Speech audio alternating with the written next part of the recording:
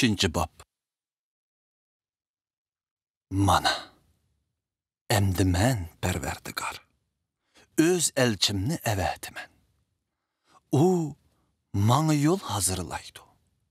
Ondan, sile telmirivatkan egenla, yani sile tüt küz bilen kütüvatkan, ähdi xəbərini yetküzgücü elçim, tosattın öz ibadetxanısıga kelidi. O çoqum kelidi, dedi kudretlik serdar Perverdigar. Amma o kegende kim mi berdaşlık bereleydi? O zahir boğanda kim mi onun aldıda destur alaydı? Çünkü o kümüş tavılaydıgan otqı oxşaydı. O kirlerini yuyup aqartib etadigan küçlük sopunga oxşaydı. O kümüşni ot tavlap əxletidən ayrıydıgan adamga oxşar. O lavilanımı altın kümüş tavılğandek tavlap baklaydı. Şunun bilen ular, men Perverdigarga, men qobul qılalaydıgan hediyelerini sunalaydı. Ondan burunqidek, Yahuda ve Yerusalimliklarning sungan hediyeleri men Perverdigarni xursan qiladigan bo'ladi. Şu çağda men sizlarni so'roqqa tortaman.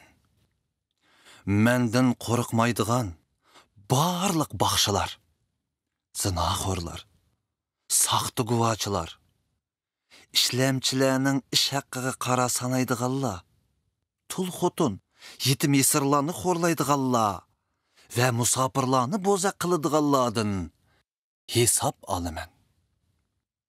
Mana bular men kudretlik serdar Perverdigarning sözleridir.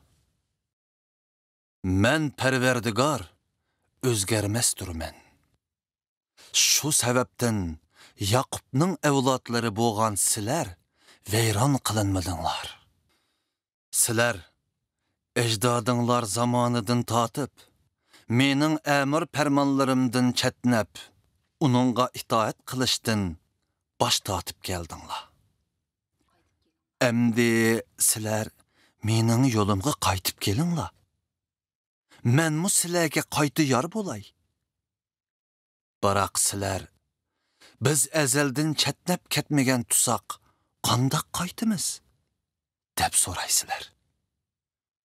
Odam, Xudaga xiyonet qılalamdı.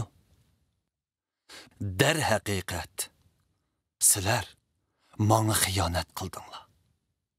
Barak sizler, biz qandaqlaç sana xiyonet qılalaymiz? Dep soraysizler. Sizler maňa tegişlik boğan, ondan bir ülüşke ve hediyelerge xiyonet qıldınlar. Bütün xalqınlar maňa xiyonet qılganlygydan sizlerge lanet yağdı. Ondan bir ülüşünün hemmisini ibadetxana ambırıga ekilinglar. Şunungda ibadetxanamda yeterlik açlık boludu. Bu işte meni kudretlik serdar Perverdigarni sınanlar. Mening sizlar üçün cennetning darvozalarini içip, sizlarga mol baxt saadet yağdırganlıqımni körüsizler. Men ziraatlaringlarni ziyandaş haşaretlerinin veyran qilishidin qoğdayman. Sizlarning üzümleringlar pişqucha tushib ketmay sapqidi turdi, dedi kudretlik serdar Perverdigar. Zimininglarning munbatlikdan barliq millatlar sizlarga baxt qonibdi deyishidi.